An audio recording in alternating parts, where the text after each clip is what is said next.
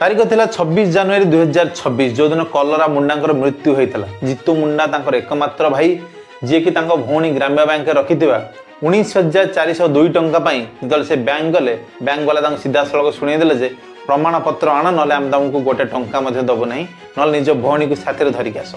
जड़े असहाय भाई को 3 मास धरी बैंक वाला दौड़ेला शेष जीतू मुंडा धैर्य हराई 27 एप्रिल दिन जो कार्य कले आपण शुणिले आपण रक्त गरम हो। बैंक वाला प्रमाण मागुले जीतू मुंडा से कथा को सत मानी निज भौणीर कबर खोली बोरी रे भरी कंकाल को 3 किलोमीटर पर्यंत कांधर नहीं बैंक काउंटर आगे कचाड़ी देते। मो कहता जो देश में हजार हजार कोटी टंका छाड़ हो जाऊँगी लोक लुटिकी बाहर चली जाती से देश में गोटे गरीब को एत अपमान कौन पाई। आसतु जानिया पूरा घटना हूँ केन्दुझर जिला पाटणा ब्लॉक डियानाली ग्राम। जीतू मुंडा बड़ भौणी कलरा मुंडा दुनिया रे कहीं नथिले। जीतू मुंडा बड़ भौणी कलरा मुंडा मरिया पूर्व ओडिशा ग्राम बैंक रे 19,402 टंका जमा रखिते। जो टंका को उठाइबा जीतू मुंडा बैंक को जाती से बैंक वाला सीधा सड़क मना कर देते प्रमाण पत्र मागिते।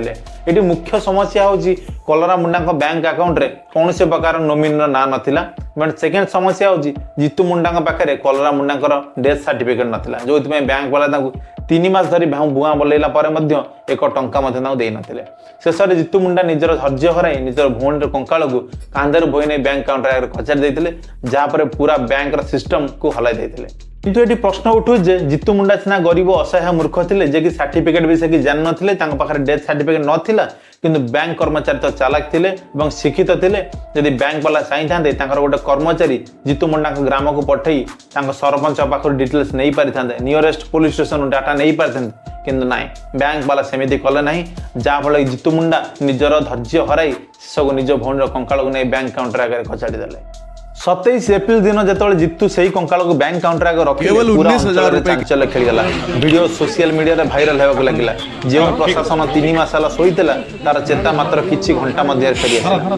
28 एप्रिल दिन स्थानीय उपजिलापाल जीतू घरे पहुंचले से दिन ही हक्र 19,402 टंकार सहायता दिगला।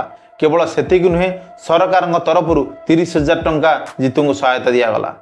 किंतु ये प्रश्न उठू जे जीतू मुंडा को सर्टिफिकेट गोटे दिन मिल पारा हक्र टंका गोटे दिन मिल पारा प्रशासन ये 3 मास करूला कौन।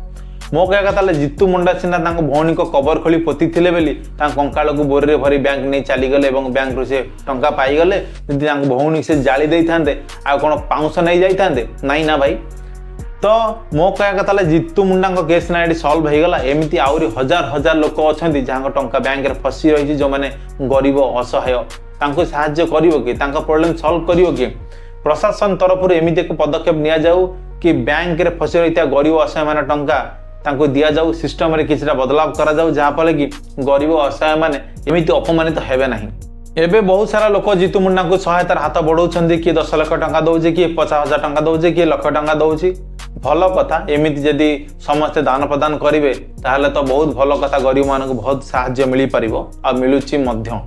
तो भाई आपन कौन लगुच ये प्रशासन दोष ना बैंक वालार दोष ना गरीब असहाय जी बैंक टंका रखी तार भूल कमेंट रे भाई निहाती जणेबे।